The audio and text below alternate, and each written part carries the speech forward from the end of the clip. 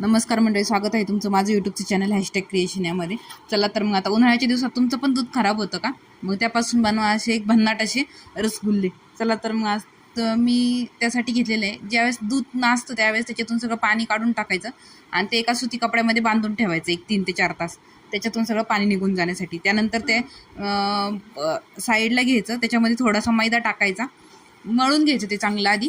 त्यानंतर त्याच्यामध्ये मैदा टाकायचं थोडासा 1 ते 1.5 चमचा आणि त्याला परत मळून घ्यायचं. तोपर्यंत एका कढईमध्ये 1 ग्लास पाणी टाकायचं, त्याच्यामध्ये 5 ते 6 चमचे अंदाजे 1 पाववाटी साखर टाकायची आणि ते पूर्ण मिक्स करून घ्यायचं. त्यानंतर जे मळलेला आपण गोळा होता दुधाचं जे होतं त्याचा आपण चांगले छोटे छोटे गोळे करून घ्यायचे आणि त्यानंतर ज्यावेळेस आपल्या पाकाला पूर्ण उकळी येईल साखरेच्या त्यावेळेस आपण त्याच्यामध्ये ते गोळे टाकून द्यायचे आणि चांगले 15 ते 20 मिनटं त्याला उकळून घ्यायचं आणि ते फुगून चांगले अशी वरती आली की समजायचं आपले